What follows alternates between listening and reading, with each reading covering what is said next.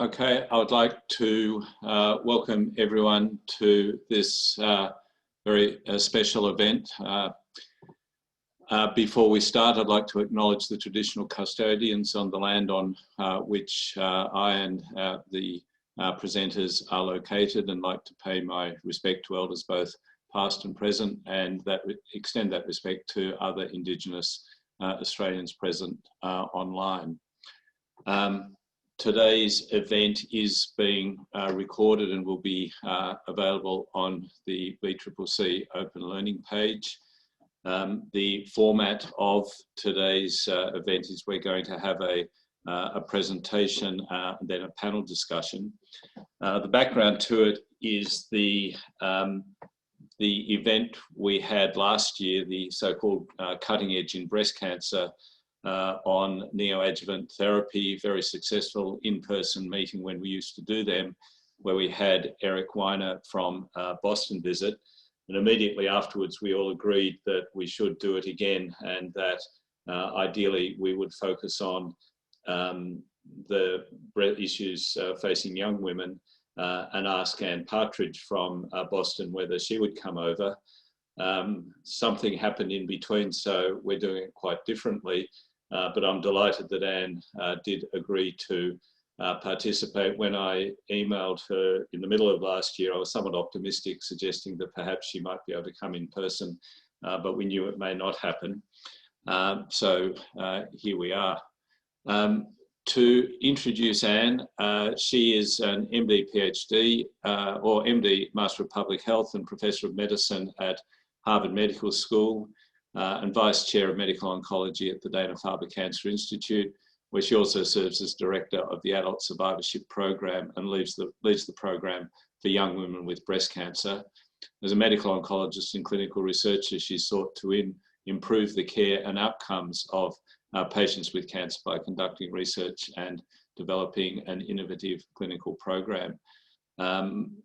So with that, I would like to hand over to Anne, and again, thank you very much for talking, and we look forward to hearing what you say and then a discussion afterwards. Thanks, Bruce. It's great to be here, even if it's virtual. I'm appreciating that it's a lot warmer there than here right now. I almost wore a turtleneck just to make all of you feel good about the temperature there. So as you heard, I'll talk about breast cancer in young women, share some of the research that we're doing to try and understand and improve outcomes, and then I look forward to a lively panel at the end. Why study young women? Why think about it? Well, I think everyone who's in the audience is aware that we've known for a long time that young age at diagnosis has been associated with more poor prognosis, poor survival. You can see here the data from Hans-Olof Adami's original paper now several decades ago that showed that the relative survival difference at that time for very young women compared to still pretty young 45 to 49 women was about a 13% difference at 5 years. And the hazards annually were the worst or the greatest in the youngest women. Now, fast forward, these are data from the most recent SEER poll in the United States. And yes, we've come a long way, baby, and things have improved. You can see the 5-year survival is much higher than it used to be, but it's still disparate for our youngest patients. Young women continue to have higher risk of recurrence and mortality on average from breast cancer. So what we also know is that young age is associated with quality of life that's worse after breast cancer. One of my favorite studies is from the Nurses' Health Study, where they have controls, and they have pre-morbid data among women without breast cancer and with breast cancer.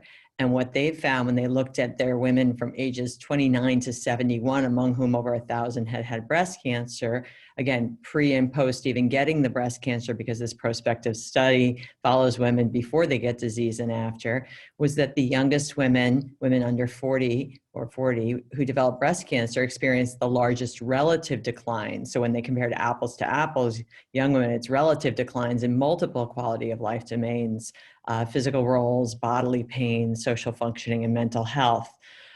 Patty Gans has looked at this and her team, and several others as well. But this one, I think, also illustrates that even several years later, when you look at young patients, overall, the physical functioning is pretty high. And we know that a lot of our measures have pretty relevant ceiling effects, meaning it's hard to find dysfunction when you're asking people, can you get out of bed? Well, yes, most breast cancer survivors can still get out of bed, but the social and emotional functioning and vitality were the lowest in the youngest age group, which you would not expect. They also found that more depressive symptoms, more negative affect in the youngest women, and the lowest mental health was in the youngest women who'd undergone menopause. So maybe that's a clue, some association or contributing to the more poor psychosocial outcomes. So with those clues and all of that information, I would posit that breast cancer can be difficult for a person of any age. We all know that, but it's particularly hard for young women with breast cancer because not only are they facing the slings and arrows of chemotherapy and endocrine therapy decisions and local therapy decisions, but these decisions might be harder for younger patients in many ways. Plus, they have to deal with fertility and then role functioning, sexual health, body images, psychosocial functioning issues that are still present in older women, but they're harder in younger women because of where they are in their stage of development. And then finally, genetics, which of course is an issue for patients of all ages, but a more prevalent problem for our youngest patients, recognizing that the hallmark of genetically predisposed breast cancer, at least the known high risk genetic pathologic variants, is young onset. And so these women get kind of a more than even a double whammy when they get diagnosed with breast cancer and have to deal with all of this. And so breaking this down and thinking about it from a research perspective, because it can feel a little overwhelming when you think about all of them, I like this model because it tries to separate it out by, okay, what's the medical and physical host differences and competing risks you're dealing with? Might there be also disease extent and biologic differences between breast cancer and young women? And then finally, access and uptake of care, adherence and treatment differences. And these are big buckets. And all of these things need to be improved because we know that the disparate outcomes are multifactorial. This has been looked at in many studies. You can find a lot of them, but we need to ultimately bring them all together and make the tweaks to improve outcomes and our treatment and care that lead to that. Well, in order to try to separate some of these things out, now, since 2006, our group has been running a prospective cohort called the Young Women's Breast Cancer Study. We called it Helping Ourselves, Helping Others, HO-HO, which is pretty funny around Christmas. And then, of course, Helping Ourselves, Helping Others. I was a young woman at that time when we started it, but things changed. And this cohort has been running now since 2006. And we have identified women at age 40 and under at diagnosis as they're diagnosed through pathology record review in most of the clinics, as well as some clinic list reviews. It's multi-center, and the outcomes we're looking at are really broad. So disease, tumor biology, molecular characteristics and outcomes, treatment issues, psychosocial and behavioral issues, and a lot of stuff in between. And we've accrued, we stopped at 1,302 participants. Don't ask why we stopped there. It was just, we had a lot of patients and we didn't want to keep going because we wanted to start answering the questions. And it's, as anybody who's ever run one of these things, it's a lot of work. We survey patients every 6 months for first 3 years because there's so much going on in the first 3 years. And then annually thereafter. We initially were only going to follow them for a decade, but we had an amendment and now we're following them for at least 20 years because we want to look at the survivorship issues and what are the hazards that we're leaving these patients with, assuming the majority survive breast cancer. We do medical record review so we can corroborate some of the things women are reporting to us. And then we also collect blood and tumor samples with very high response rates from the patients. We have blood banked on 92% of patients at least one time point. We take it at baseline 1 year and 4 years. And then we also get tumor. We have reviewed 97% of the specimens, and we've banked 88%. So it's a really nice repository with well-annotated data for clinical questions. And one of the first studies we did was looking at what kind of tumors are these women presenting with. And of course, you have to recognize that this is not a population-based study, so you have to be a little bit careful how you generalize from these data. But we said, okay, let's look at young women's tumors. We do central pathology review, and let's characterize the disease in our cohort and assess for differences across young age groups. The theory being, I always thought initially, is it worse to be 25 than it is to be 32 than it is to be 39? As you get older, is there a continuum? And is there something in the disease that changes as you go through that continuum, recognizing that we know there are differences in block for the young women compared to much older women? And what we found when we looked at across these young age groups, as you can see here, is that the only statistically significant difference that was found was the proportion of women with tumor necrosis when you looked at the group, which is not so clear what that means here. But I think what was really telling from this was that there were more ER positives and most women were ER positive, even though it was a lower proportion than in the older groups. Higher prevalence of HER2 positive disease than you would expect in a general breast cancer population. And nearly 2/3 of the young patients had high-grade disease. I think that was pretty compelling that these, young women tend to get higher risk tumors. Well, it was very satisfying when the group in California looked at the California Cancer Registry, which was the first population-based data set that included HER2 in the United States, and with very complete data. And as you can see here, and this again was very gratifying because it showed that our tumors that we got in the young women's cohort were not so biased by any kind of referral bias to the centers included, because you can see here there were fewer ER positive, PR positive, HER2 negative tumors in the youngest group in the blue, and it would increase with age. There were certainly more of the triple negatives in the youngest group, and there were much more of the HER2 positives in the youngest groups in the red and the green. And we know from other data that there are even more triple negatives in our African American patients in the United States populations, as well as more luminal Bs and basal types in our very young patients. So I think, the answer is yes, there's more aggressive disease in young women. It's a different mix of disease. Perhaps that's because the breast cancer that comes with aging, unopposed or opposed estrogen exposure over a lifetime doesn't happen in the young patients, and thus that whole group of kind of grandma tumors is taken away in the youngest cohorts. It's not there. We've updated these data, and these are from the latest of the cohort, and this is where we had the tumor subtype by age, and you can see the numbers here are greater. We have over 1,100 patients now where we have all of these data with regard to grade and HER2 status. And you can see this still reflects what you saw in the prior slides. And recently, we've also looked at the BRCA status in these women. So we have, almost 90+% of our cohort has reported genetic testing. And we found that, of course, as you might expect, distribution of molecular phenotypes among patients with BRCA1 and BRCA2 are different than in the non-BRCA1 and BRCA2 pathologic variant patients. And you can see the distributions here. So this is pretty exciting in that we know that about 10 to 15% of our cohort did have BRCA1 and BRCA2 mutations. We're going to be looking at their outcomes by BRCA status. We're working with colleagues in Italy and around the world to do this.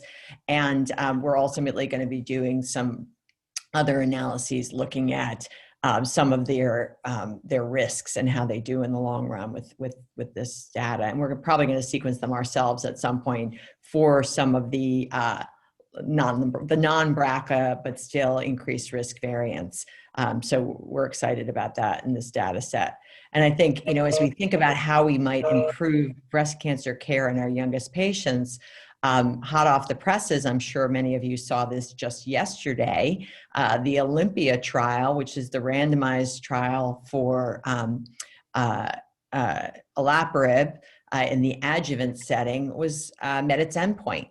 So for 10 to 15% of our young patients, hopefully we will have a brand new therapy that will be available sometime in the future if indeed if the findings are robust enough to change clinical care. So that's very exciting, and we haven't seen the data yet publicly, but I'm told that it's not one that's likely to be reversed with another analysis. So that's very exciting. Stay tuned. But let's shift gears and go back to those SEER data and focus on the HER2 patients. And these are the most recent data. And now that we know that there's a different mix of breast cancer in young versus old, if you look at only patients with HER2 positive breast cancer, do young women do worse? Is one of the questions we asked ourselves with the SEER data set. And as you can see here, the group that seems to be doing the worst in the modern era and the HER2 positive ER negative and HER2 positive ER positive on the right are the oldest women. The young women seem to be doing just as well as women in their 40s to 60s and over 60. So that's pretty cool. Maybe that's the advent of Herceptin and comparing apples to apples. We also found this in the NCCN data set now a few years ago, and that, if you controlled for HER2 and other factors, then young women didn't seem to do any worse in the HER2 group than older women. We found this in the HERA trial as well. Age was neither prognostic nor predictive for early recurrence in the HERA trial. So whether you got trastuzumab or not, age didn't make a difference in terms of your outcome. Obviously, those who got trastuzumab, the red line, did better on average, at least in short-term follow-up, than the people, and of course in long-term follow-up with trastuzumab, than the people who didn't. So I think putting all these data together, when we think about whether young age should inform how we care for a patient, say, with HER2 positive breast cancer, the answer is probably not so much. And that treatment principles should be similar regardless of age in women with HER2 positive disease, with the caveat that I'll show you in a little while. But I think when we think about that, it's, okay, so treat the tumor in consideration of the host. But, I'll tell you, when the APT data came out with TH, or when people are trying to apply newer studies of anti-HER2 therapy and they say, ooh, can we de-escalate in our youngest patients? I think the answer is probably yes. There were plenty of young women in the APT studies and the ATTEMPT trial, which essentially showed the same thing. And I don't think we want to overtreat our young women just because they're young, especially in the HER2 space at this point, based on the data we have. So I hope that this is helping people to say, okay, we can apply these newer data, de-escalation protocols, or certainly escalation protocols as needed when the tumor warrants it, not necessarily because the host is young. All right, well, what about in the triple negative and hormone receptor positive space? So these are the unadjusted data in triple negative. And as you can see here in an unadjusted analysis, the youngest women seem to still be doing the worst from the SEER data. Again, this is unadjusted. The very worst, however, the biggest disparity was seen in the ER positive subset. You can see the big delta between the purple and the rest of them, which is somewhat surprising. So what's going on there? Well, we did adjust in this analysis, and this is, this is the analysis where the first line is we're looking at just no adjustment, and that's the curves you just saw. But if you go to the right, the far right, this is where we're adjusting for age, not only looking at the age groups, but adjusting for race, ethnicity, insurance status, SEER registry, stage at diagnosis, subtype, and treatment. And then as you can see here, once again, it's the hormone receptor positive lower grade, so grade 1 and 2, where you see the greatest disparity. And actually in the other groups, there doesn't appear to be as much of a disparity, and certainly not statistically significant in any other group by subtype, except in the luminal A-ish types, again, defined clinically. So I think that's very provocative, and we're still cleaning these data, but it's consistent with what we've seen in other data sets, including the NCCN data set, where age and breast cancer mortality by subtype, the greatest disparity, again, the only one that was statistically significant was in the luminal A, low grade or intermediate grade hormone sensitive HER2 negative. So something's going on there that's not as prevalent in the other subtypes, as you can see in this slide. Well, what does that mean? And we have recent data to suggest that maybe our young patients should all get chemotherapy, right? And TAILOR-X, unfortunately, did seem to suggest this even in those intermediate oncotypes, right? And you can see here, everybody's probably familiar with these curves, and when they were presented a few years ago now at ASCO, where women who were randomized in the 11 to 25 intermediate oncotypes, the patients who got chemotherapy who were under 50 seemed to get more benefit from the chemotherapy. You can see, they're wide hazard ratios, they overlap, but that was the findings. And this is the data we're left to deal with, whereas over 50, there was no clear benefit from getting chemotherapy in addition to endocrine therapy alone in that intermediate oncotype. But then they've subsequently done a really beautiful analysis that suggested that maybe it's not all the chemo, which is what many of us thought to begin with. I'm sure many of you. And what Joe Sperano and colleagues did was a very elegant analysis where they looked and they said, well, what's the effect of age and menopausal status on the benefits from chemotherapy? And as you can see here in the forest plot, the women who were less than or equal to 40 years of age seemed to get the least benefit from chemotherapy. And the older a premenopausal woman was, the more benefit she got from chemotherapy. And of course, that flies in the face of a lot of other data we've had in the past about the benefits of chemotherapy. And the take home from this and the conclusion of the authors was that, but it's very consistent with the likelihood of going into menopause with chemotherapy. The older you are premenopausally, the more likely it is that chemotherapy will knock you into it, whereas the young people are much less likely to be knocked into menopause with our standard chemotherapies du jour.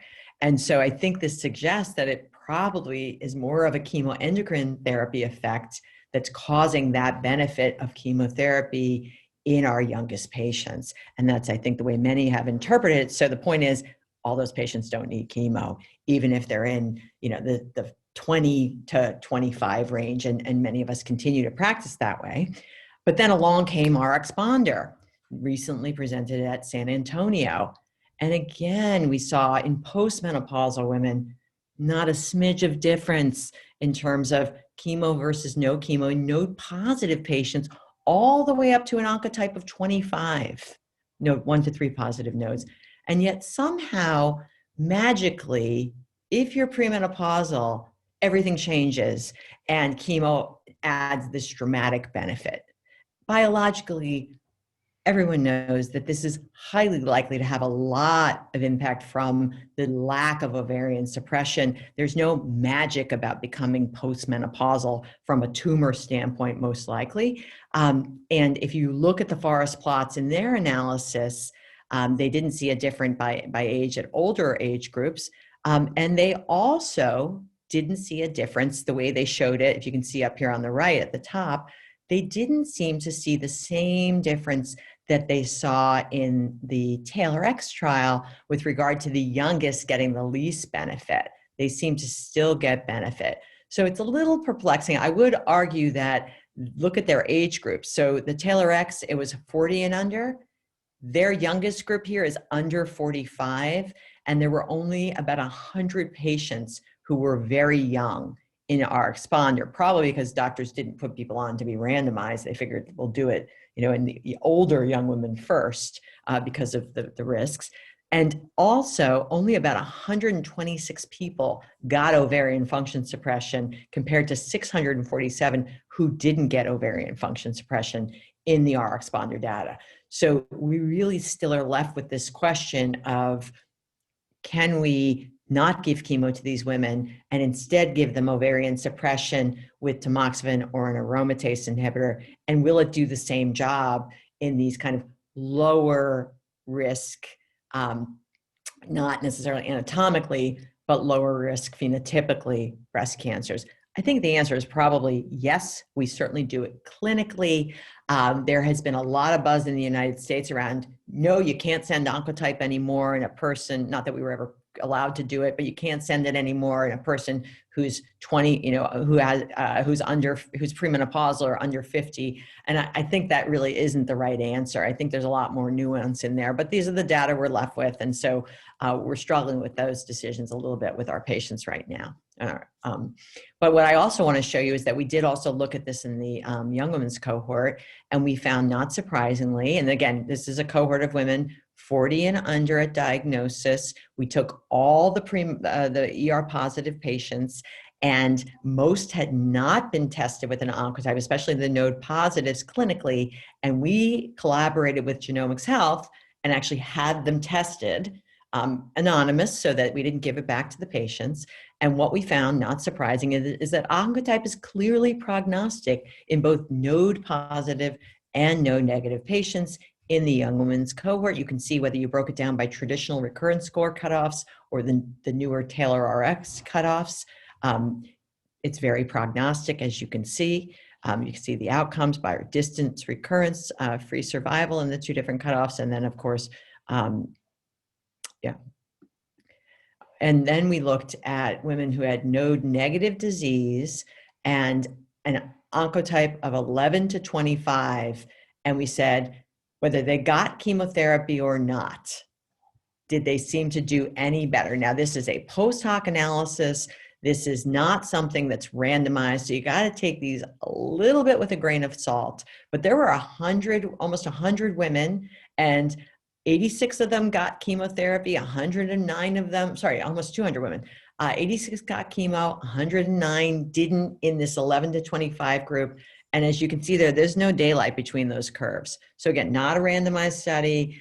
These are selected patients for the chemo or no chemo, but there does not appear to be a delta. Anyway, so what we do know, however, is that the benefits of ovarian function suppression in very young women and women who have high enough risk to warrant additional risk reduction are very clear. These are the data from the SOFT study when they looked at the less than 35 and saw clear improvements in disease-free and ultimately overall survival from ovarian suppression.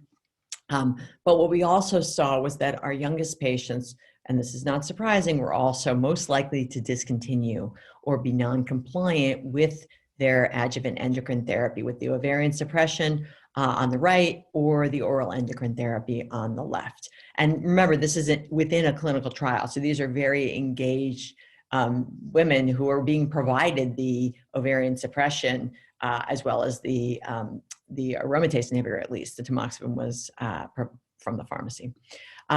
So what's happening there? Well, there's a cost to the progress. We know ovarian suppression adds value. In some setting, it was about 6% in the very young. But unfortunately, adherence was a problem. 15% started OFS stopped it by 2 years, 22% by 3 years in soft.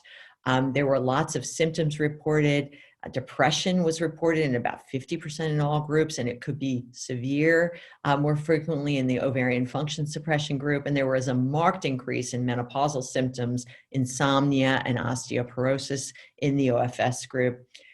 Patient-reported outcomes included more, as you might expect, bone and joint pain, vaginal dryness, and loss of sexual interest and difficulties becoming aroused in the exemestane OFS group. And then in the tamoxifen group, there were more hot flashes, sweats, and vaginal discharge. So pick your poison with that one. Again, the cost of progress. Fortunately, again, similar global quality of life, probably speaking a bit to the ceiling effect of these measures. Endocrine differences, fortunately, appeared to be less pronounced after 2 years. Maybe the ones who were the most miserable were coming off, and I guess people do get used to it. I think clinically we see this, or at least they stop complaining about it. And then endocrine toxicity change did appear to be less in women who'd gotten chemotherapy, which, my take home of that is, yeah, hormones are nothing compared to chemotherapy, although chronically, I think it would still be hard. And for some women, they can be quite severe, and some women would choose chemotherapy over hormones. We've seen that anecdotally. What about local therapy considerations in young women? Well, these are some of the nicest data I've seen in the last several years from the Netherlands Cancer Registry, where they found in the registry 1,000 women who were under 35 who were treated in the more modern era, 2003 to 2008. And nearly 60% had their subtype known, as you can see here. And what they found was that local recurrence and regional recurrence overall across this 5-year period were actually pretty low. You can see 3.5% across for local recurrence and 3.7%. Remember, this is women under 35. So those are pretty low rates. And in contrast that to the rates of distant metastases, which are still higher. Now, the good news is that everything improved over time. So if you look down over the years from 2003 to 2008, the local and the regional recurrences improved, and the distant recurrences definitely improved. What happened during that time? Well, as you all know, in 2005, trastuzumab became available. The results came out, and very quickly we got to give that to our patients. And you saw that younger women are more likely to have HER2 positive breast cancer. So that breakthrough has probably contributed, and of course the subsequent breakthroughs have probably contributed a lot to the improvements that we've seen in young women over the last several, older women too, but proportionally greater to the young women. But what these investigators also showed was that local and regional recurrence varied clearly, just like mortality varies by tumor subtype in these very young women. So you can see it here that on the left is local recurrence, on the right is regional recurrence, and it's very clearly different by subtype, with the HER2 positive, hormone receptor negative, and triple negatives being the most at risk because they're the more biologically aggressive phenotypes, at least for local recurrence. Lymph node status also was a big predictor of risk, positive, higher risk in these young women. Interestingly, again, not randomized, although we have plenty of randomized data from the old studies. Caveat, not as many young women, but rates of local recurrence or regional recurrence did not vary by receipt of mastectomy or lumpectomy. And I'll be interested to have a conversation about this on the panel. I know we have a radiation oncology representation around your thinking around radiation therapy in our youngest patients and local therapy decisions. Our group has also looked at this in the young women's study, and we, led by Shoshana Rosenberg and our other colleague, Laura Dominici, have looked at over 800 women in the young women's study who are alive and well without recurrence, and 254 have had breast conserving surgery, 197 had unilateral mastectomy, and a whopping half of our whole cohort has had bilateral mastectomies. Yes, that's where we are in the United States right now. And again, among these women enrolled over a decade and followed now at least out 5 years in this analysis, we measured CARES, the instrument that can look at physical body image and sexual subscales. And you'll note that higher scores on the scales indicate worse outcomes. And here you can see that physical subscales, people are looking pretty good. The blue diamond is the bilateral mastectomy, but not too much daylight, even though it's higher, not too much between the others, breast conserving surgery in the black circle and unilateral mastectomy in the yellow or orange triangle. Well, what about body image and sexual health? When we've measured this out over time, you can see here body image. Now we're starting to see much starker differences where the bilateral mastectomy patients and the unilateral mastectomy patients are doing much more poorly, even out over time. And the same is true for the sexual health subscale, which does seem to improve a little bit from 1 year out from diagnosis, but it stays worse statistically in the women who've had bilateral mastectomy, whereas the unilateral mastectomy patients seem to be kind of more getting back to where the BCT patients are. We also looked at this in a controlled analysis, and you can see here the folks that are doing the worst are the patients who've had bilateral mastectomy without reconstruction across the board for discomfort with body, embarrassment showing body, and discomfort showing scars. This is also true for people at 1 year and 5 years. The bilateral mastectomy with recon, they're doing better. They're just above the arrow. And that's the largest group in our cohort. Most women do get reconstructed when they have their bilateral mastectomies. I'm sure it's the same thing. And we, of course, encourage it. They're doing a bit better. I'm sure it's the same in Australia when they do this. But they're still doing not as well as the groups who have breast conservation. What about sexual health? Well, we're seeing similar patterns where those that don't have reconstruction after bilateral mastectomy are doing the most poorly, both at year 1 and year 5. And bilateral mastectomy with recon doing better, mitigated to some degree, but still doing worse on average than all the other groups. So I think this is really important data, again, not randomized, but these are observational data. We also looked at anxiety and depression related by surgery. Again, associations, not causal.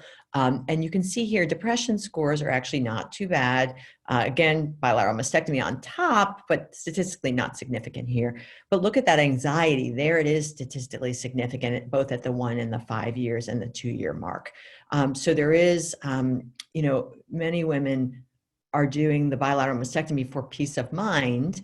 And again, these aren't randomized data. And so could be that they feel better doing it. And many women report that. On the flip side, it's certainly not a panacea for anxiety. And our women with bilateral mastectomy are still scoring in the highest group. Now, this may be attributable to other things. We can't control for everything even in our adjusted analyses, but this is a clear pattern that we've seen over and over again in this study and others. So what can we do to help? Well, I think the first and foremost thing to think about is we got to help women to choose their surgeries wisely. Show them data like this, talk to them about it, make sure it's the right thing for them. You can't put a breast back on is what I always say to patients, and encourage reconstruction if they need mastectomy or they're choosing it. I think we need to also, and we're not going to talk about this a lot in the interest of time in my talk, but maybe on the panel, but we need to advise and support regarding risks of weight gain and inactivity through treatment. We know that women with breast cancer are more likely to gain weight than lose weight through adjuvant therapy, and then helping them to optimize diet and exercise through and beyond treatment. And finally, refer for behavioral therapy. There's a lot going on even before someone gets a breast cancer. And sometimes it can be a teachable moment that can help them to manage some of these new normals of breast cancer diagnosis. I was excited to find a really nice study from Australia. I'm not sure if anybody would be in attendance, and I forgot to look exactly where in Australia this was from. So please tell me if you recognize the authors. But there was a study that I found when I was trying to figure out, like, what are we going to do for these patients that suggests that this intervention, the My Changed Body intervention, single session, web-based psychological writing intervention versus expressive writing control. We know expressive writing helps, especially young women, significantly led to less body image distress and greater body image appreciation and self-compassion. And with one session, the therapeutic effects were maintained at 1 and 3 months after the intervention. I've tried to find this intervention actually online or available. I haven't contacted the authors yet, but I want to do that because I want to try and add it on to some subsequent work. Another major issue for our young patients, of course, is fertility. And it's a major issue not only at diagnosis, but beyond, as you can see here. These are data from the young women's cohort, now published by my colleague, Phil Porvu. And so we need to also think about that up front. Fertility preservation is something we all know about and do these days. In 2018, we made ovarian suppression more of a standard option, recognizing it's not perfect. Here are the data. This was from the meta-analysis that Matteo Lambertini pulled together from the majority of ovarian suppression through chemotherapy trials. And as you can see here, ovarian suppression improved the premature ovarian insufficiency rate and the post-treatment pregnancy rate compared to a control group. Numbers are small. If you're over 40, it didn't seem to do much, although I'm sure not many of them were trying to get pregnant over 40. And it didn't seem to show a smidge of worsening of disease-free or overall survival in either of ER positive or ER negative patients. So it's safe. It may add some value, and this is something we increasingly offer our patients. What about the pregnant patients? What's happening with them? Well, in our young women's cohort, we had over 1,000 women who we followed for whether or not they wanted to become pregnant or became pregnant. And we found, as you saw just now, that women were still interested in pregnancy at diagnosis. It went down, but still prevalent in 16% of people at 5 years. When we looked, a median of 5 years follow-up, 173 pregnancies had been reported among 117 women. So that's about 1/10 of the patients had become pregnant. The majority of these patients had had an ER positive, negative disease, because the vast majority of women with ER positive disease are taking their hormones and they're putting their desires for fertility on hold. So what are we trying to do about that? Well, we all know about the POSITIVE trial, which is the prospective study to evaluate safety and pregnancy outcomes of interrupting endocrine therapy.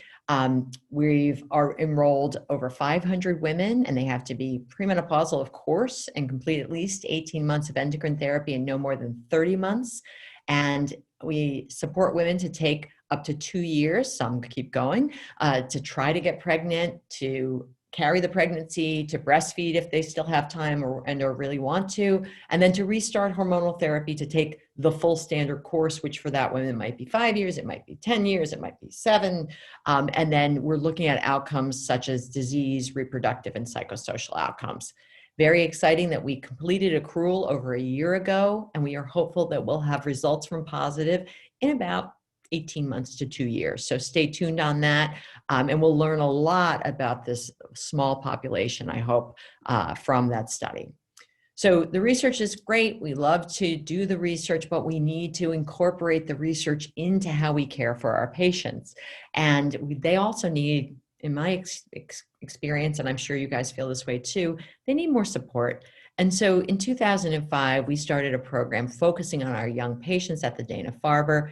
The program really focuses on the things that are unique to or accentuated by being young. That includes fertility, genetics, psychosocial concerns, survivorship issues. We've served over 6,000 new patients in our clinics and expanded to our satellites and our network affiliates in the New England region of the North America. And then we also did a virtual version of this at 54 sites in North America that we tested, that I won't get into in the interest of time, but we're kind of trying to use that in other settings now. This is the website for our program. We had our big patient event this fall. We did it all virtually and had to mix things up. And it was actually, this was one of the silver linings of the pandemic. We'd had an Olympic skier who came to the forum the year before, and we had our biggest crowd. We had about 150 women. But when we did it online, we got 300 because more women were able to come in for, these hour or two sessions where they got, a bit of nutrition in terms of information. And then they had an hour of kind of speed dating Zoom rooms where they got to meet each other and get to know each other, which was a really cool venue for these women. They like meeting each other if they feel isolated, not seeing other young women in the waiting room. And especially during the pandemic, these women feel especially isolated, like many of us do, but even more so going through treatment as a young woman. So where are we going now with a lot of this? Well, we've taken all the information that we do in our program and on our website, and we've put it into a web-based portal. And we are now working to engage and intervene to support our young survivors. This is a multi-component intervention, and we wanted women to self-monitor and self-manage their young women concerns and symptoms from breast cancer. And then when they tell us what's wrong or what they want to hear more about, they get information put into their portal and resources automatically, and I'll show you that. It builds on our prior work, as I've just shown you, and we're going to do serial symptom monitoring in the survivorship period. We know that that works in patients with advanced cancer. Ethan Bash and others now have shown that, and it can improve hospitalizations and even mortality in some settings.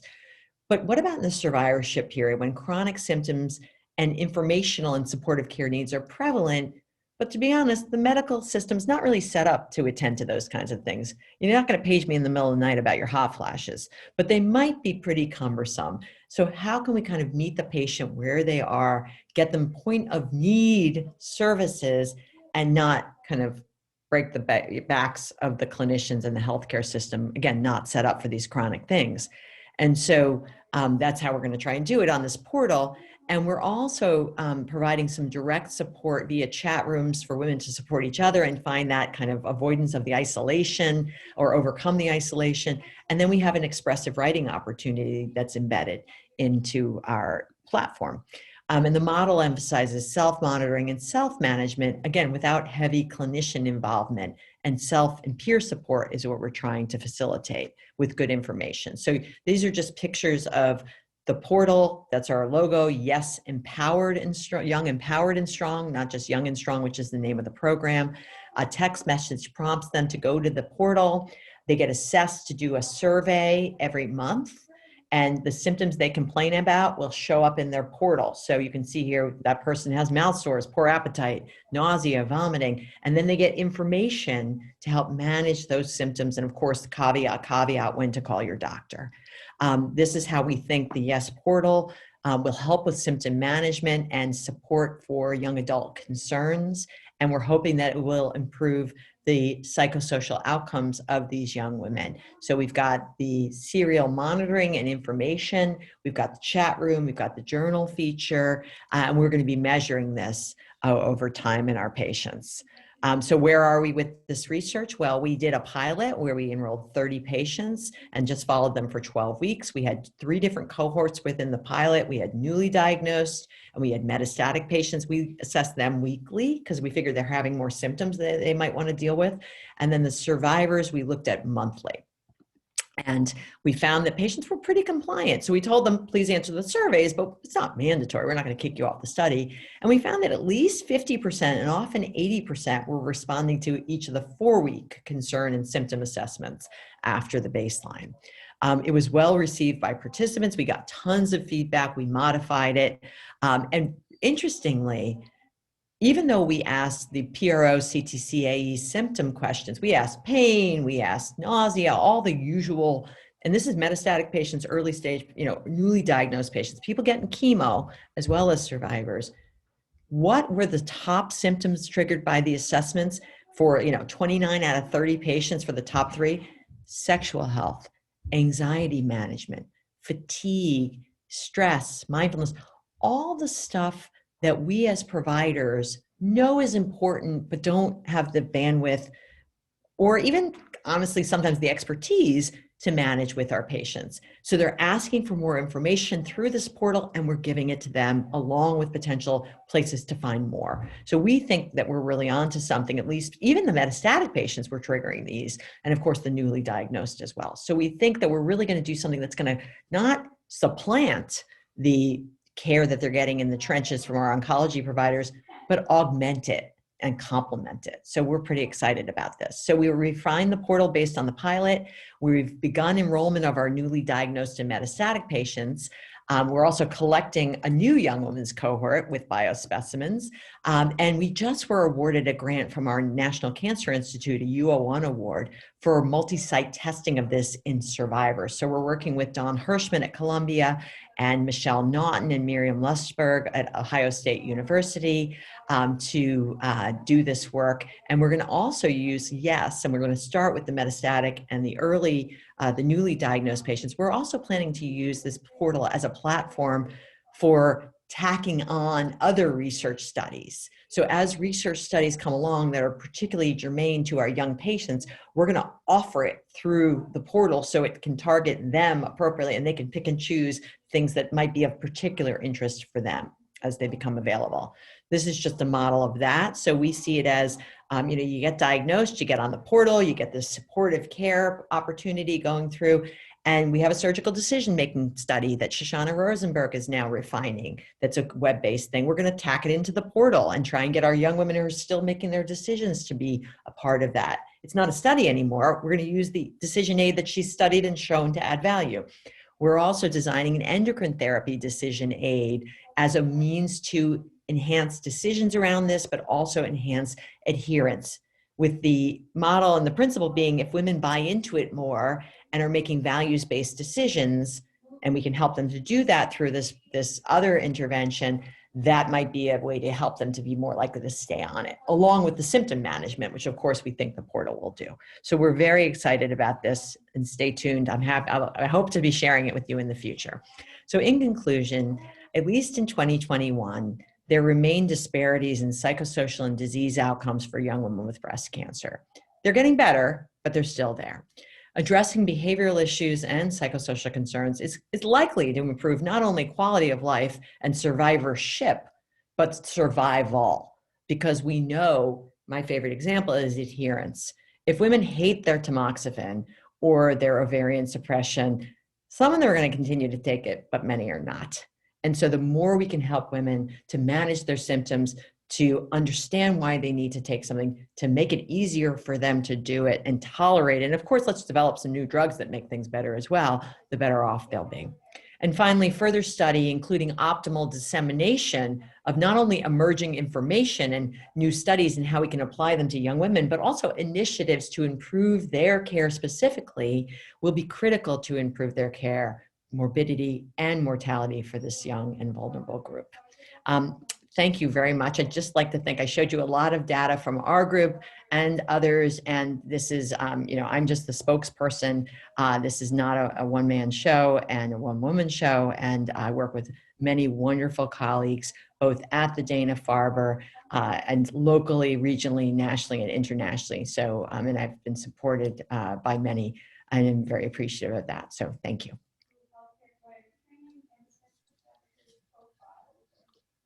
Thank you, Ann, for a wonderful overview, and congratulations on everything you've achieved over the last 10 or 15 years. It's truly very impressive.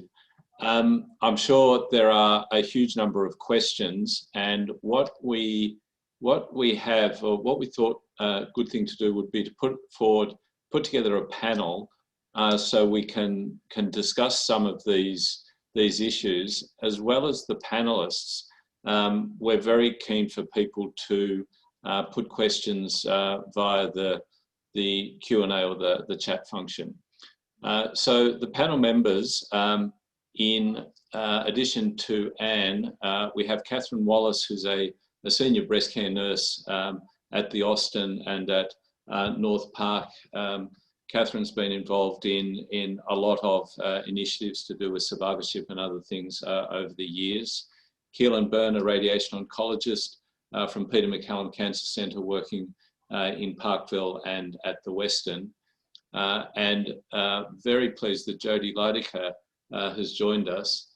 Jody is a lawyer by training, and before she was diagnosed with cancer, had led statewide legal and social policy reforms in the areas of child sexual abuse, anti-corruption, and mental health. She was diagnosed with breast cancer 3 years ago at the age of 40. This has led to some fairly dramatic changes. 2 years after a lot of treatment, she's creating a new pathway in public health, working as an executive in the Department of Health's COVID response division, and also does a lot of volunteer work, volunteer consumer representation with BCNA. And it's through BCNA that she has joined this panel. So that's our panel. I'm going to now hand over to Belinda Yeo, who will lead the discussion. Thanks, Belinda. Thanks very much, Bruce, and Ann, thanks again for a fantastic talk. I've written down a few questions to kick off, and I can see they're starting to come through, but probably a really good general one, and maybe, Ann, this is a talk in itself, but we've had a question come through just saying, why is it that we're seeing more breast cancer in young and very young women? Are we looking for it more, or is there actually something we're doing in our epidemics or to lead to this? I'll start. I don't know if anybody else has a good answer. I think it's, I think that when you look at the risk factors for breast cancer in young and older women, they're more similar than different. And while some things like body weight have been mixed over the years, where body weight seemed to be protective of breast cancer, it does appear that more recently, especially in light of the changes societally in how people have their children and things like that. Women are much more likely to wait to have their children till older now, but they're still young. And so I think some of it's about our lifestyles, both weight gain as well as when we have our babies. To me, that's the biggest contributor. And I've seen some data suggesting that that is the reason we're seeing more breast cancer in our youngest patients.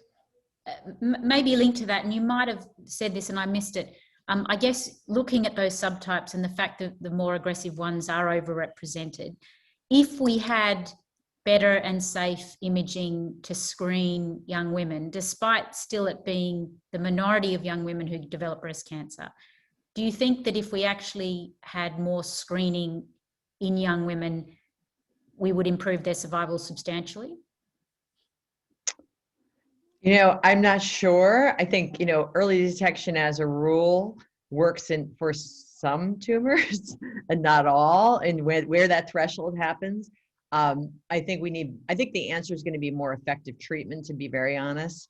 But obviously screening has a role, an important role. And I think that, the problem is risk stratification. So if we could figure out who are the women who are the highest risk among those who don't have the clear, or test more women for the BRCA1 and, the clear hereditary predisposition to start there. We do have that. So even getting that out there to be able to select the women who at least merit MRIs or mammograms starting at a younger age, I think that would be a good start. And of course, we know that all of that screening comes with the false positives and the scaring people off and things like that. So I don't know that screening is going to be the answer for our youngest patients, although I would be nice if it was. I think a more effective treatment is probably going to be the better answer. And can I push back on that a little? Sure.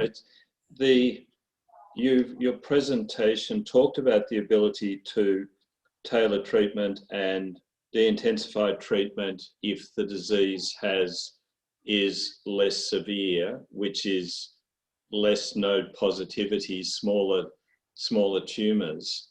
And unless we have some way of reducing the stage at presentation, then we're going to be left with all of the challenges that you've outlined.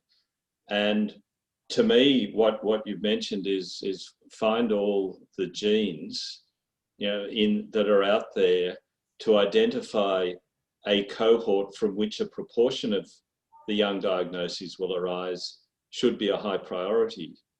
Whether we can go another step and in those who are not gene carriers, find a group who have sufficiently high risk to warrant screening is another question. But that first one, to me, should be a very high priority. Yeah, I'm not meaning to imply that it's not a priority. I just don't think it's going to be the answer for the majority.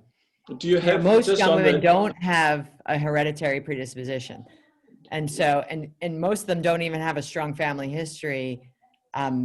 So it's it's about even when we do a whole exome sequencing on the youngest 35 and younger in our cohort, we did it on the first 100 under 35, we found only about 15% had a BRCA, and if you added in all the other usual suspect genes in modern panels and then some, it was about 25%. So I think we should do it and get better at it. I'm not saying we shouldn't do that. I just think in the majority, you're not going to find anything. 75%, you're not going to find anything. So you're not going to, it would be great if we had a cheap screening test that was very sensitive and very specific. I mean, it's interesting, and Jody or Catherine, I don't know whether you want to comment as well. When we have, particularly our young ladies, and they say to us, what about my daughter who's 15, 16? And we say, oh, don't worry, because by the time, she's even in, the realm of risk, we'll have something much better. And, I don't know for how much longer I can say that. So, yeah.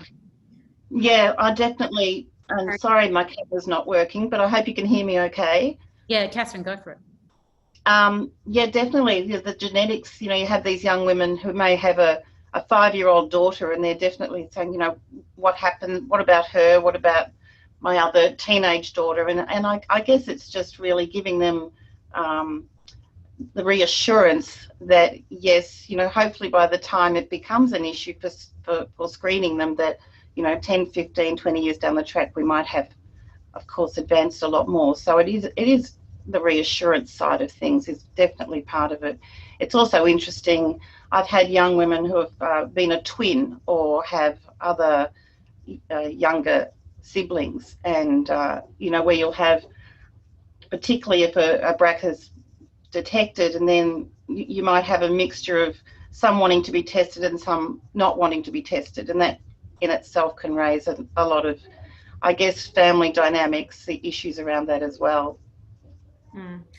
Yeah, and I was just going to offer, I guess, even for me I was a 40-year-old, and my mother had just had a double mastectomy 6 months before I was diagnosed with DCIS. So I had considered myself fairly breast cancer aware, but I had really been thinking about lumps. And I think there's an opportunity here as well to really engage young women in a different way. It's not just about detecting lumps. It's actually about, I didn't have a lump. I was actually talking to my GP about fertility options when I said, oh, by the way, there's this weird dimpling. I didn't even know what it was called actually at the time. It wasn't a lump, and it turned out that was the tumor. It was the length of the tumor that was actually, pulling the skin from the outside in. So I think there's an opportunity here. A lot of young women, for me, I deferred that chat with my GP about, some concerns. I was dragged around the world of, corporate responsibility, family issues, relationship issues. There's that element of self-care, and I think there's an opportunity if women are either presenting to their GPs with mental health issues or fertility planning, there is an opportunity there to actually to talk about the benefits of screening. While we're on the issue of perhaps imaging, John Hopper's made a comment, and I guess a question to you, Anne, regarding stored digital mammograms of your very young women. Do you have them? And his comment to that is the strongest known risk factors on a population base for these young women are new mammogram-based measures. Not mammogram density. So new, I presume that means new mammogram abnormalities, or yeah. I may not have got that right. Sorry, John. You're welcome to chime in if you'd like to. But have you got stored digital mammos on your young lady? We did not. We could go back and do it as a sub-study. A lot of the young women don't have mammograms, or they have, as John's alluding to, their tumors aren't detected on their mammogram, and they have very dense breasts. And I'm sure there are, beyond mammographic density, there's a lot of exciting work going on there. But no, we did not store the mammograms, but we could go back and do it. So that'd be great. Sorry, John here. Go for it, John. Yeah, so, it's a tremendous opportunity that we're finding that there's all this information in the mammogram, and it's the mammographic density story led us there, but it's nothing to do with mammographic density. And now it's all digital. Then I think studies should try and get these mammograms, because that's where the new breakthroughs are going to occur.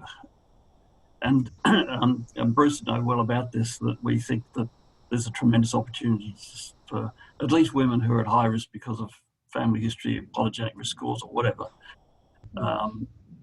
Having mammograms at a much younger age to see what's going on than waiting until 40 or 50 when, for the whole thing about the impact of screening in terms of the impact that you talked about, the massive impact on young lives. The horse is bolted by the time regular screening takes off.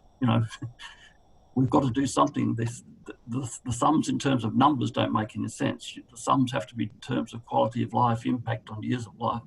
And then this breast cancer diagnosed at a young age is really a very important area that's been ignored. When we did studies starting years ago and tried to publish, we were sort of told, oh, but this isn't a representative sample. You have to have a representative sample if you're going to study breast cancer. Well, how are you ever going to find out about this important group if that's the attitude? I think I'm talking to the converted here. I think that's a great comment, John. I guess another question perhaps in the local therapy field is about your data you showed about recon. It was quite amazing, as you said, half your women in that study you were showing had bilateral mastectomies, and it looked like most had recon. And did you look at the difference in terms of choice as to whether that was available upfront as an upfront recon or delayed, or was that just a group who got recon anyway? So we do have that data. I don't have it on the tip of my tongue, but the vast majority of people do get immediate reconstruction at the centers that were included.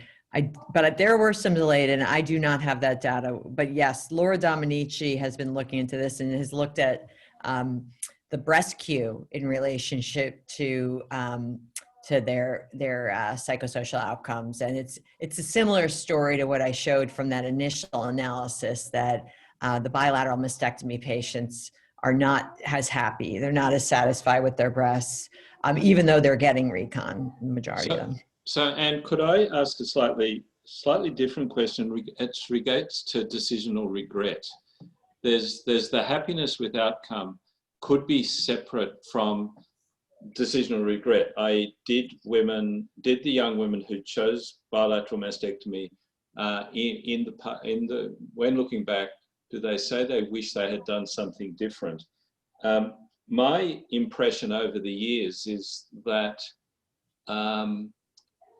the reason that women are increasingly choosing bilateral mastectomy is its fear of having to go through cancer diagnosis again, cancer diagnosis and treatment again, even if they are fully informed that a subsequent diagnosis is very unlikely to alter, the outcome of the index cancer. So I've sort of moved to, if someone is fully informed, maybe see a psychologist, that we should go ahead and do it because it is the right decision for that individual. Do you have any comments on that? I totally agree. And people tend to be very invested in the decisions they make. And so you don't tend to see a whole lot of decisional regret, both anecdotally and in the data. And in fact, when we looked at this in the cohort before it was fully assembled, what was striking was that the women who had a shared decision were happier with their decision, but they were less likely to have bilateral mastectomy. The women who made the decision themselves were more likely to have had a bilateral mastectomy, meaning they indicated they made the decision themselves. But I think that also speaks to the fact that we've been pushing back on them for a couple decades to say you don't need this to many of them. And on the flip side, I think we've kind of come full circle in the United States where we're more like what you just described. I used to spend a lot of time trying to talk people out of doing it. And what I realized is all the reasons they feel like they need it, even if medically it's not necessarily going to help them, they feel like it's worth it. And I have to respect that, and they also women don't feel like, the young women already feel like the stats don't apply to them. So your data, I wasn't supposed to get breast cancer, and therefore all these other data you tell me, don't really feel like, I'm going to be the exception again. I've wondered, I have no idea if this is borne out, but the increased use of neoadjuvant chemo, I think, may lead to more bilaterals, because while they're receiving their chemo, they're thinking to themselves, I never want to have to do this again. Definitely heard that one. Definitely heard that one. Like one time I did talk someone out of it, and then after we got halfway through chemo, she said exactly that to me. Which I can't blame her. Yeah, there's also those who have neoadjuvant treatment who are hoping to downstage their surgery as well. Particularly these triple negative breast cancers, when they get a complete pathological response, I'm finding more and more are saying, well, I really don't want that mastectomy. Yes. Which is why one of the reasons we've already always done it, but it's individual. Can I just add that it also presumes, I was just going to say, it also presumes that there's equal access to that type of surgery. I mean, especially if you think about now in a COVID response, something like a breast reconstruction is being categorized as elective surgery, and a lot of women had issues with access to that type of surgery, even before COVID. So I think that's another factor. There are still some women who are waiting, 1 or 2 years post their mastectomy to have that type of surgery. So that just brings up for me, though, the comments you made earlier, Anne, about that psychosocial support right from the point of diagnosis. And I mean, I think Carolyn Baker's made a nice comment there that it's interesting, even the anxiety and depression scores are still higher. So, it's clearly more complicated than than we think. And I think sometimes it can be a knee-jerk reaction too for women who want the bilateral mastectomy. I don't think as many women are accessing the psychologists as perhaps there were a number of years ago. I think they kind of have their decision made without sometimes thinking of the repercussions. I find if I mention to women that they might, they're not going to have, if they have a reconstruction, that they may lose a lot of sensitivity in their breast, which of course then leads on to a lot of, sexual dysfunction, lack of sensation and libido and body image and whole type of whole range. The other thing we find is that a lot of these women post-mastectomy are still needing radiation. Keelan, chime in. And, when you pile on mastectomy, reconstruction, radiation, our data and others have suggested that that's the recipe for dysfunction, lymphedema, and for upper extremity range of motion issues. And I think, they need the radiation to improve their outcomes, but a lot of women, you kind of wish that you had not talked them out of the mastectomy that they might not have needed, because they're going to get the radiation anyway, and it just adds more morbidity. Yeah, that's right. And just in this, one of the benefits of having the time, if they're undergoing neoadjuvant chemo, is just having that initial discussion with the radiation oncologist, so they're aware of what's coming down the track in terms of their management, and also just giving them as much information as possible to make the best decision for them. And maybe Keelan or Ann, because Ann, you pointed out the difference between, the data with regard to invasive disease-free survival and distant disease-free survival. And I mean, as a medical oncologist, sorry, I got a fly with me here. As a medical oncologist, we tend to focus on, the distant, but, I think,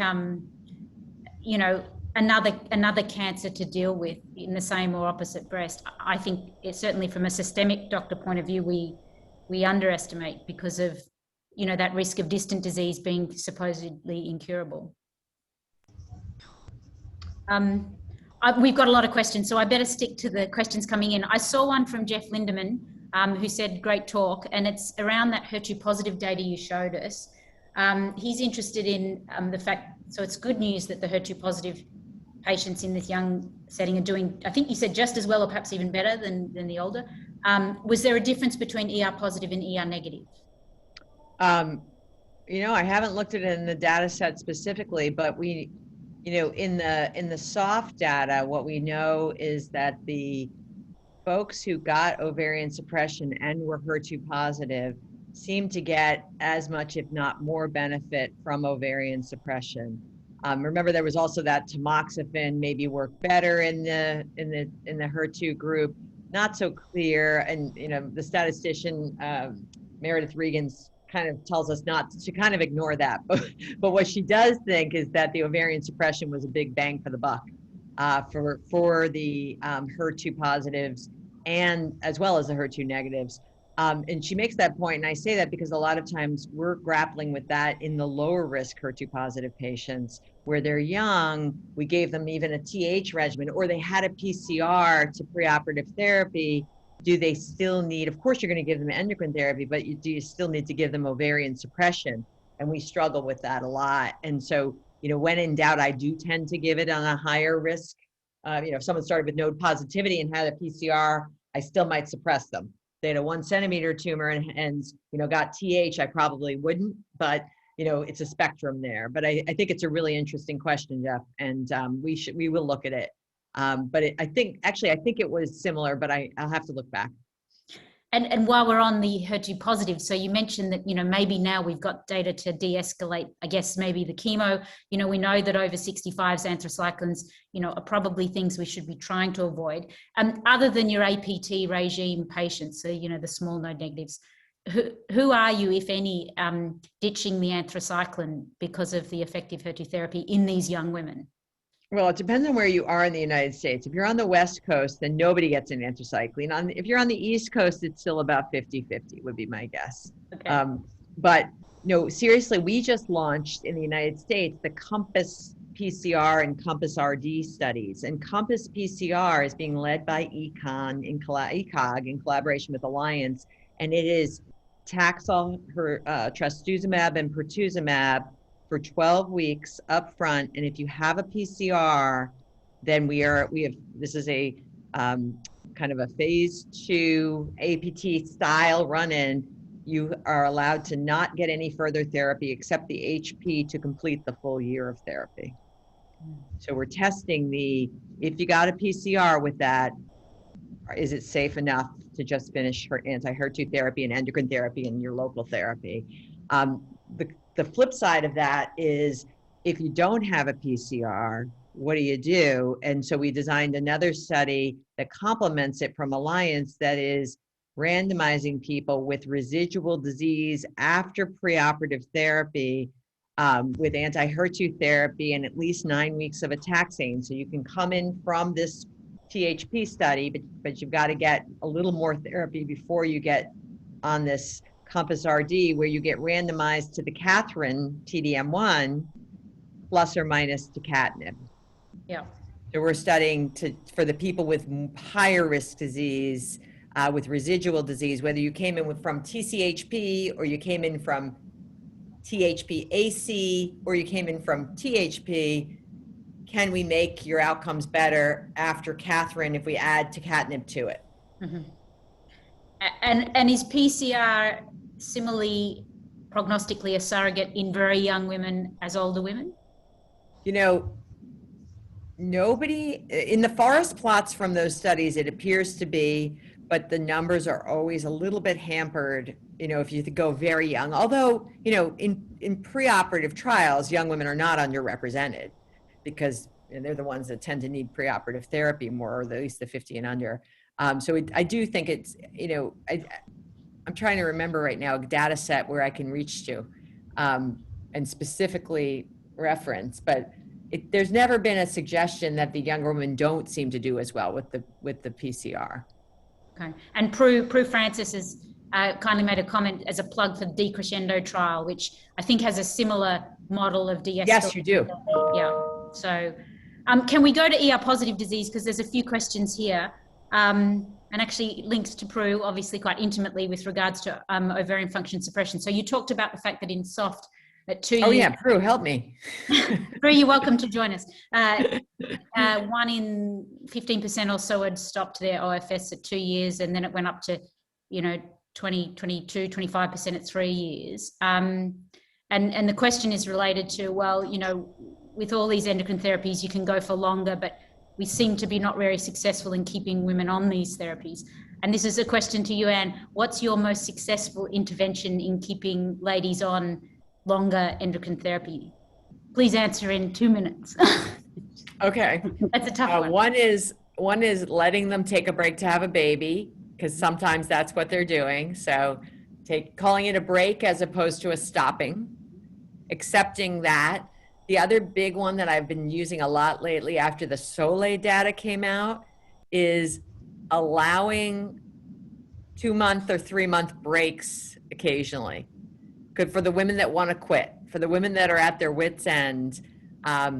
Sometimes earlier than Soleil. I realize I'm in a data-free zone here, but you know, we see 3,000 new patients a year at Dana-Farber in the breast group, and our clinical nurses or oncology nurse navigators field intolerance of endocrine therapy calls all day long. And so we have a whole algorithm for how long is it okay to take a break. You've just had enough. How long is it okay? And I do find that does reset things for even my younger and our older patients, and they're willing to get back on. I usually make sure they have a visit to stop the break, so they can't just go on their own and break forever. But I've found that that's one of the best interventions, besides talking to people and helping to make sure they understand the value and, you know, and managing any symptom that they're complaining about. You got better ideas? Well, Prue's joined us. So Prue, would you like to make any comments? Yeah, hey, Belinda and Anne, welcome. Hi. So I guess in soft and texture, when we looked at the patients who were not adhering to their assigned endocrine therapies, one thing to note is the fact that those percentages don't mean that the patients weren't receiving any therapy. It means that they stopped their assigned therapy. So, for example, a patient may have been assigned to ovarian suppression and exemestane, but they may have switched to tamoxifen, for example. So they may still have been getting ovarian suppression, or they may have still been getting some therapy. So it's not like they were getting nothing.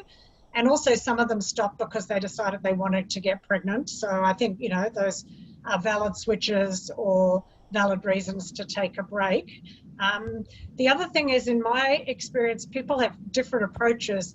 If I think a patient has a high-risk cancer and I want them to get maximal endocrine therapy, I'll tend to start with that maximal endocrine therapy and then dial back. Because often they're fairly beat up from the chemotherapy when you're starting it, and then they start to feel better as the chemotherapy symptoms subside. Whereas other people, I guess sometimes they'll start them on something like, maybe tamoxifen and try to escalate. I think it's easier to dial back from a more intense therapy than to dial up, because they often don't want to dial up if you start them on the least intensive. That's my experience, but other people may approach it differently.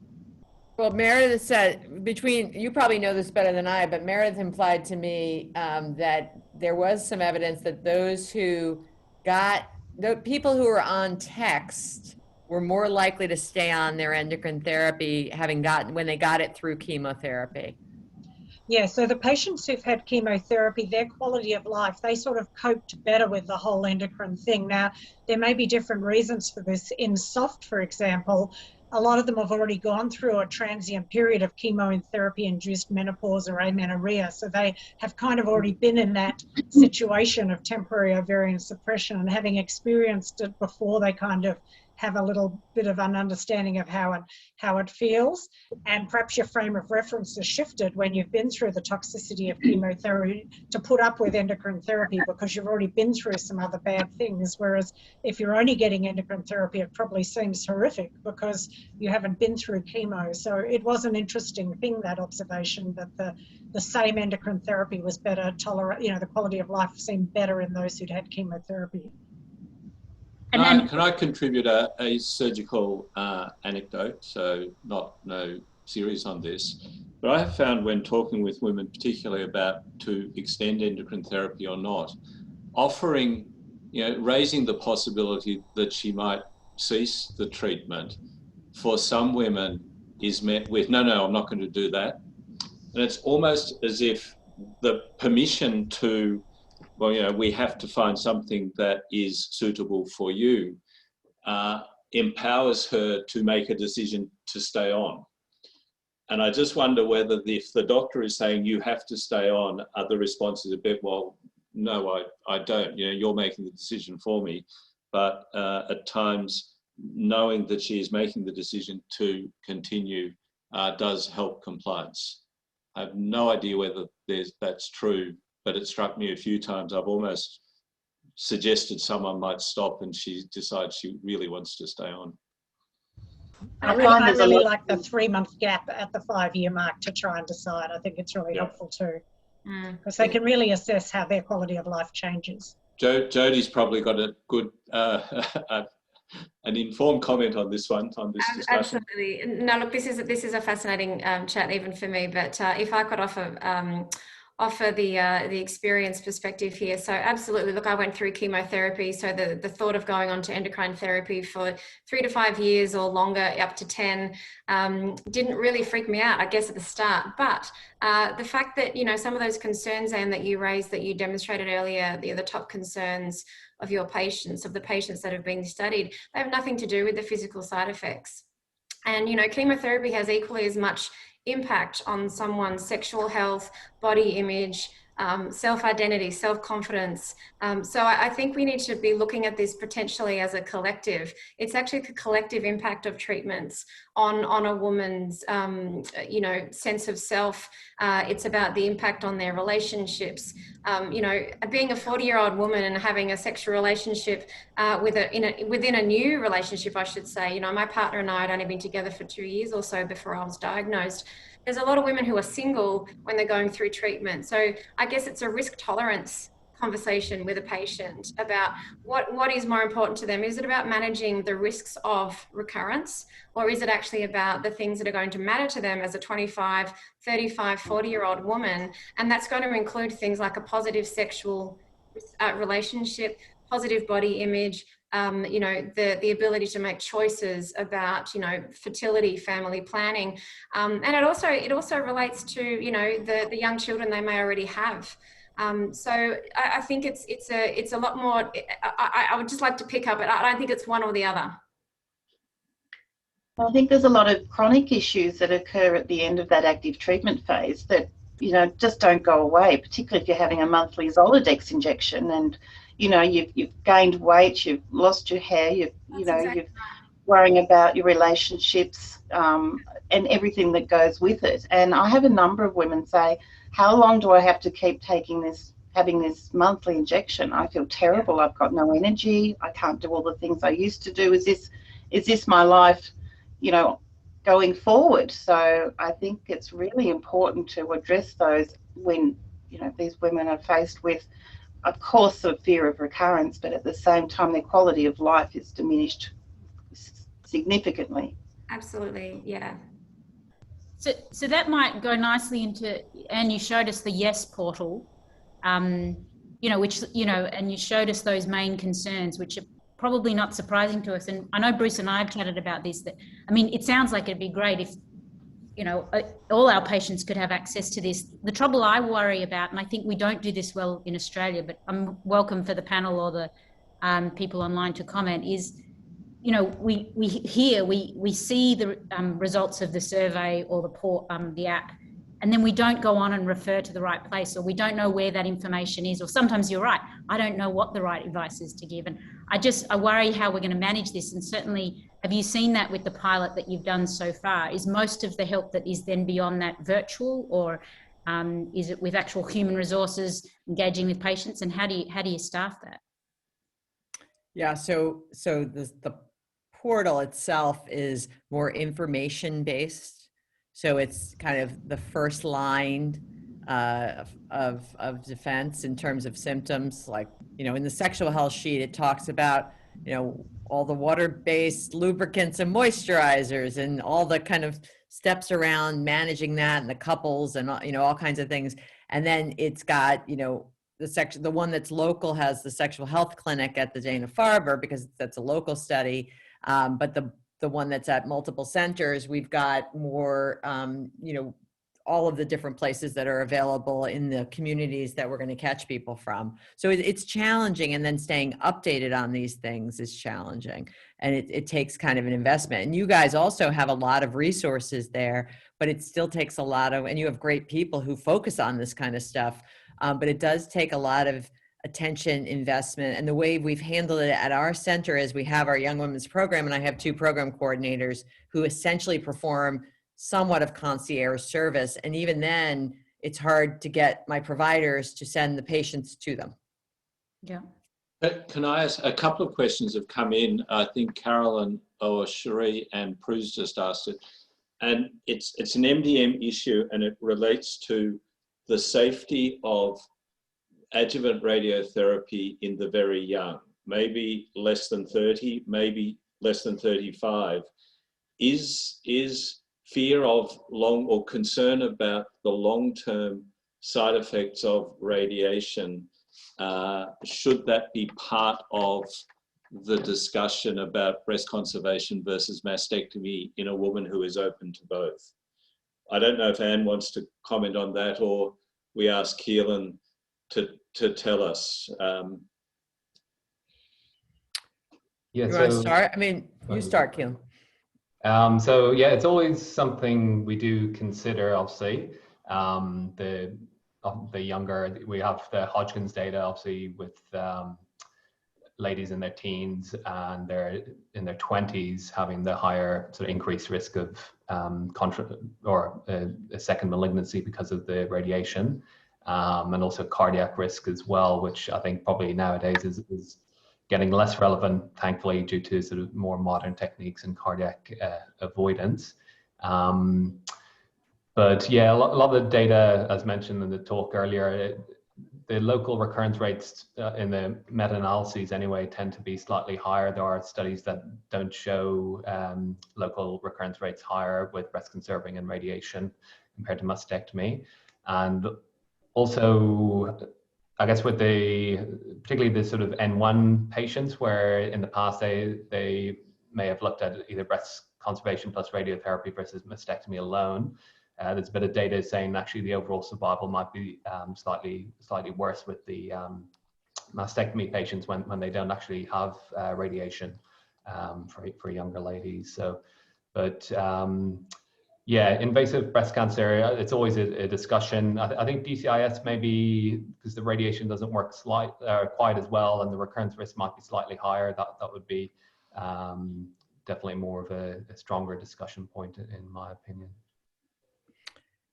You know, while we have those data from the Hodgkin's and other mantle or any chest radiation, those people were generally, you know, teenagers, and it's up to 25. I think the other compelling data we have to inform these decisions are Lori Pierce's data.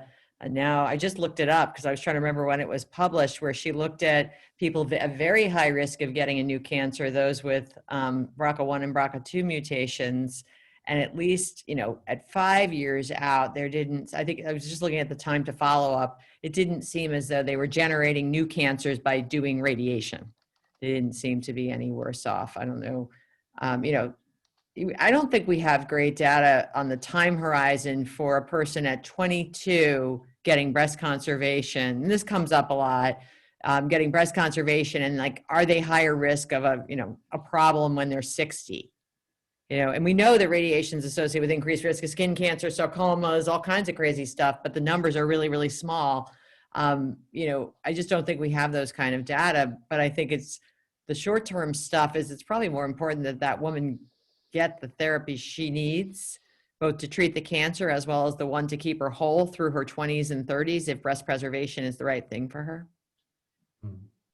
That would be my take on it. I think we've come to 2 o'clock, and I know people have places to go. And Anne, I don't know whether it's close to your bedtime, but so we could keep going. We didn't even get into TaylorX and our responder and how you deal with them, but we can invite you back to that. Before we thank Anne, finally, can I just thank the panel? So thank you, Jody. Thanks, Catherine. Thanks, Keelan. And obviously, Bruce, not only for panel, but for the chair. I think this has been, you know, a wonderful discussion, and hopefully would normally continue in the breakout room with a coffee, but we'll have to say that for another time. So thanks again, and I'll just hand back to Bruce to close. Okay, I'd just like to echo that, really an excellent session, and it's always nice when the chairs have to close the session with more outstanding questions. I do think there is real interest in us working on something, perhaps with our research hats on, Belinda. Really important space, and does feel like it's getting more common, even though the data may not suggest that, and there are some interesting things happening. So my thanks to Anne and everyone who's taken part. A reminder, Grand Rounds again next week, where we have Christabel Saunders talking about some work she's doing, and then 2 weeks after that we have Mark Robson from Memorial's going to talk. So some really interesting stuff coming along. So thank you, and have a good afternoon and a great weekend. Bye. Thanks so much.